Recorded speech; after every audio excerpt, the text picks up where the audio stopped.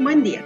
El presente video, elaborado por los estudiantes María Luisa Reveles Moreno, Claudia Susana Rodríguez Olivas, Cintia Alejandra Villalba Ontiveros y Esteban Yáñez Soto, pertenecientes al cuarto semestre, Grupo F1 de la Universidad Pedagógica Nacional, UPN, Unidad 19B de Guadalupe, Nuevo León, como parte de la actividad final en la materia de Historia Regional, Formación Docente y Educación Básica, presentan para ustedes una síntesis de 3 temas de suma relevancia actual en el ámbito educativo: el artículo 3 constitucional, la reforma educativa y las consideraciones de la llamada Nueva Escuela Mexicana. Esperemos que sea de su agrado y sobre todo de utilidad.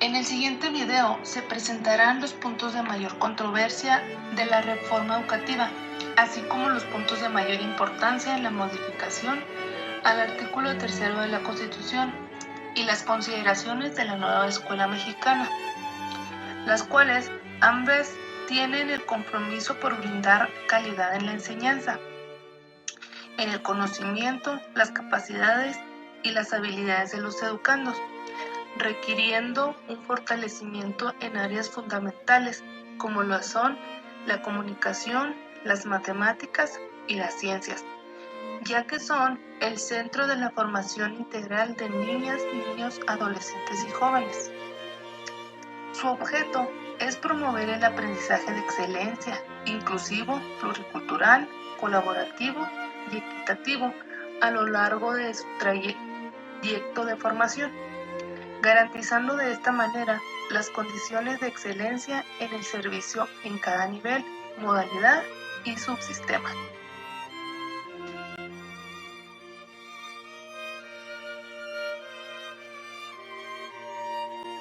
En lo concerniente al artículo 3, partiremos de que comienza con una parte inicial con ciertas consideraciones y después 9 fracciones que en su mayoría han sido reformadas el pasado 15 de mayo de 2019, según el Diario Oficial de la Federación. En la parte inicial se maneja primeramente el derecho de toda persona a recibir educación. Después hace la aclaración de los niveles que conforman la educación básica, partiendo desde la educación inicial hasta el nivel de secundaria. En este caso, cabe señalar que agregar la educación inicial a la educación básica es una de las recientes modificaciones hechas al artículo. Enseguida, también reformado recientemente, nos dice las características generales de la educación que se impartirá por el Estado. Estas son, aparte de obligatoria, universal, inclusiva, pública, gratuita y laica. Agrega también que se basará en la dignidad de las personas con un enfoque de derechos humanos e igualdad sustantiva. A continuación, esta parte inicial del artículo 3 menciona a las maestras y maestros como agentes fundamentales del proceso educativo. También dice que la ley establecerá las disposiciones del sistema para la carrera de maestras y maestros en sus diversas funciones. Esto es un equiparable al sistema por incentivos manejado por el gobierno federal anterior, rescatando ciertos elementos del extinto programa de carrera magisterial. Luego se hace mención de los procesos de admisión, promoción y reconocimiento en condiciones de igualdad, públicos, transparentes, equitativos e imparciales, considerando no solo los conocimientos a través de un examen, como anteriormente se había modificado, sino tomando en cuenta también las aptitudes y experiencia de los docentes. Además, agrega o modifica un asunto de suma relevancia que indiscutiblemente llevó a la división del magisterio en años pasados. En esta parte, el artículo 3 resalta que los procesos anteriores en ningún momento afectarán la permanencia de los maestros y maestras en servicio. Sin duda, en este aspecto se hace justicia a la labor docente desempeñada en México. Siguiendo en la misma línea de los maestros, se habla de un fortalecimiento a las escuelas formadoras de docentes, principalmente las normales, aspecto que anteriormente se había dejado un poco de lado. Las siguientes partes hacen mención de los programas de estudio, las características con las que contarán y algunas de las áreas de conocimiento que formarán parte de los planes y programas. Entre ellas se mencionan, aparte de las ya conocidas como español y matemáticas, se adicionan las ciencias y las humanidades, la literacidad, filosofía, innovación, el estudio de lenguas locales y extranjeras y la promoción de estilos de vida saludables. Cabe señalar que la mayor parte de este inicio ha sido reformada o adicionada en la fecha antes mencionada, que tiene estrecha relación con el cambio de presidente en nuestra República Mexicana.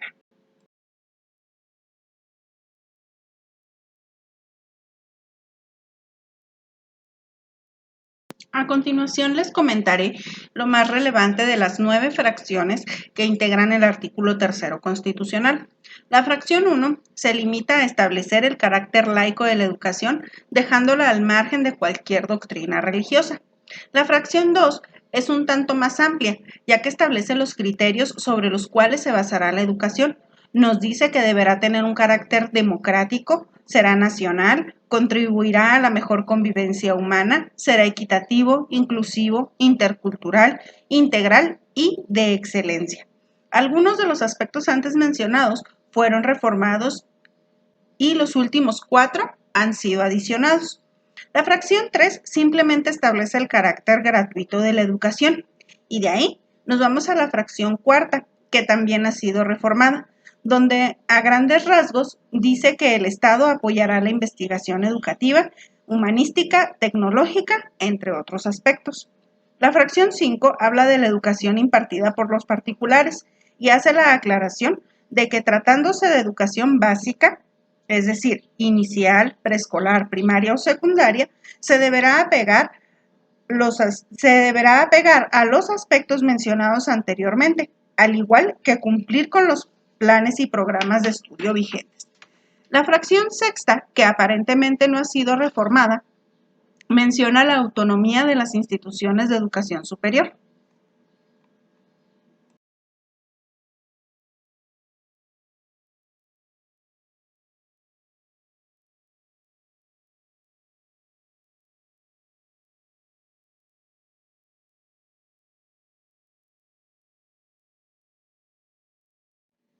Llegamos a las 3 últimas fracciones, de las cuales la séptima y la octava han sido reformadas o modificadas en su contenido.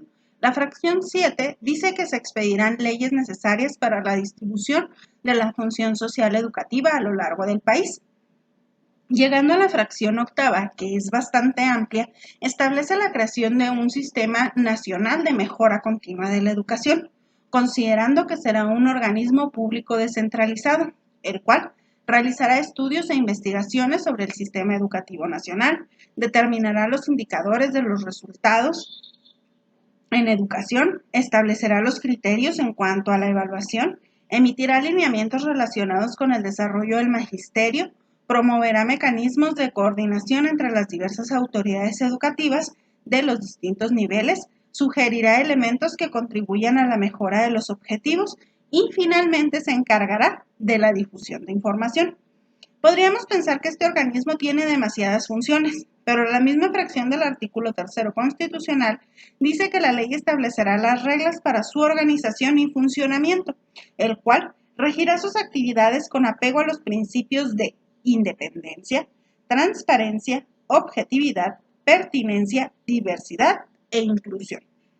Enseguida nos marca la manera en que se integrará este Sistema Nacional de Mejora Continua. Este contará con una junta directiva, un consejo técnico de educación y un consejo ciudadano. La junta directiva será responsable de la conducción, planeación, programación, organización y coordinación de los trabajos. Se integrará por 5 personas que durarán en el cargo 7 años en forma escalonada y serán nombrados por la Cámara de Senadores. El presidente de la Junta Directiva será nombrado por sus integrantes y presidirá el Consejo Técnico de Educación. Dicho consejo asesorará a la Junta Directiva, que también será integrada por 7 personas y elegidas por la Cámara de Senadores de igual forma. Finalmente, en relación con este tema, las personas que integren Los grupos anteriores deberán ser especialistas en educación, política educativa, temas pedagógicos o tener experiencia docente de algún tipo. Esto muestra el interés porque la educación esté en manos de quienes la conocen o la han vivido. Un ejemplo es el pasado secretario de Educación, Esteban Moctezuma, que fue maestro. Esta visión permite ver a la educación desde un punto de vista más real. La última fracción del artículo 3 simplemente menciona la obligatoriedad de la educación superior. De manera general, el artículo 3 constitucional es muy amplio, bastante amplio podríamos decir, y en los últimos años ha formado parte del discurso político, ya que sus modificaciones y adiciones o derogaciones coinciden exactamente con la persona que se encuentre al frente del Poder Ejecutivo y sus ideas con respecto a la educación. Gracias.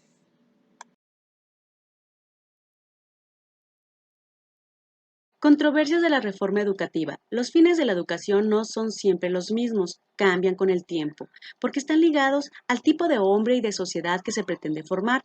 Al llegar al poder grupos con posturas o proyectos políticos diferentes a los anteriores, se modifica el contenido y orientación de la política educativa. En la reforma educativa del sexenio 2012 al 2018 se generaron controversias muy destacadas, como lo fue el de los mecanismos para ingreso, la promoción y permanencia en el servicio docente. La evaluación docente fue planteada como un fin para generar calidad y como estrategia de control laboral, adecuación administrativa y modificación de las relaciones de poder, no como medio de mejora. La permanencia de los nuevos profesores en el servicio profesional docente estaba sujeta a la obtención de un resultado suficiente en la evaluación del desempeño. Quien no obtuviera un resultado suficiente en la tercera oportunidad sería dado de baja, sin responsabilidad para la autoridad educativa, al igual que quienes no participaran en la evaluación o no se incorporaran a los programas de regularización que les correspondiera según los resultados de la evaluación. Asimismo, los directores de escuelas, los asesores técnicos pedagógicos y los supervisores también estaban sujetos a las nuevas reglas para la permanencia. Otro de los temas que han causado controversia ha sido la existencia de un organismo autónomo para evaluar el sistema educativo, puesto que el Instituto Nacional para la Evaluación de la Educación en México fue visto como un instrumento punitivo de evaluación, ya que validó los instrumentos deficientes de evaluación, no cumplió con el mandato de evaluar el desempeño docente, se quedó en la medición y clasificación de estudiantes y maestros, colaboró en el desprestigio docente, no asumió autonomía. Es por ello que se busca sustituir al INE por un centro con autonomía y técnica cuya finalidad sea contribuir a la mejora continua de la educación, que esté dirigido por un consejo directivo de 7 miembros designados por la Autoridad Educativa Federal. Asimismo, la obligatoriedad y gratuidad de la educación superior impartida por el Estado ha causado controversia, por lo que se debaten los alcances que éstas tienen y su relación con la equidad y la inclusión social. De igual forma, los atributos de la educación impartida por el Estado han sido de controversia, ya que se habla del concepto de calidad de la educación, que luego fue cambiado por el concepto de excelencia. Sin embargo, calidad y excelencia no son términos pedagógicos, sino empresariales planteados desde la perspectiva de la Organización para la Cooperación y Desarrollo Económico y de Mexicanos Primero. Y estos distorsionan el carácter universal y humanizador que se debe prevalecer en la educación.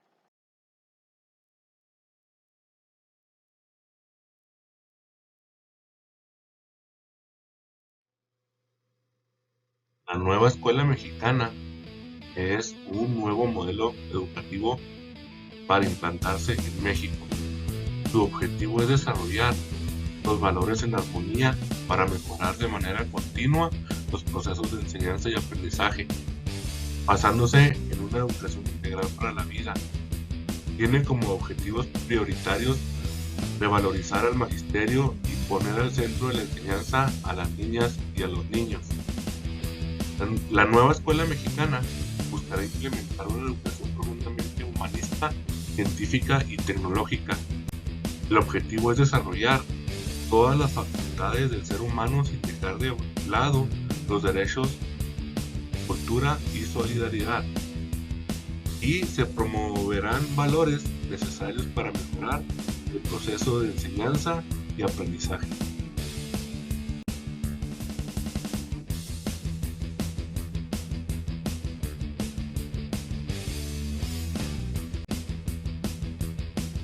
El tema de la inclusión y la educación inicial está basado en el derecho e igualdad, importantísimo, al igual que garantizar la educación desde inicial hasta la superior. Se reconoce a las maestras y maestros como agentes de cambio en el proceso educativo y su valiosa contribución a la transformación social. La promoción del personal se realizará en un proceso de selección en términos de igualdad. Se fortalecerá a las escuelas formadoras de docentes y los planes de estudio tendrán orientación integral. Con la llegada de la reforma educativa en 2019, desaparece el INE, se elimina la evaluación punitiva, por lo que la evaluación a los maestros ya no es obligatoria. Ahora ellos deciden si participan en el nuevo sistema de evaluación. Se recuperan los estudios de civismo, arte, música y medio ambiente. La nueva escuela mexicana busca que se revalorice la profesión docente, ya que fue algo que caracterizó la reforma educativa anterior, cuando se utilizó la evaluación como instrumento para evidenciar y poner al docente en mal frente a la sociedad, además de que se implementó de manera punitiva.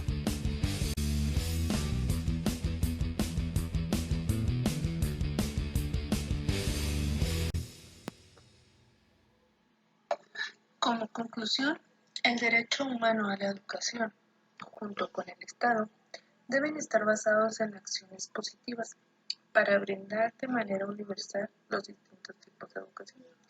En ese sentido, es importante que los cambios introducidos en la reforma educativa, como en la nueva escuela mexicana, deben incluir a la educación inicial y superior, entre las que el Estado debe impartir y garantizar, con un carácter humanista, promoviendo una formación ciudadana responsable, procurando así el bien común, ya que son los primeros años de vida los fundamentales para la adquisición de habilidades tanto físicas como mentales, determinando de esta manera el desarrollo posterior de cada individuo.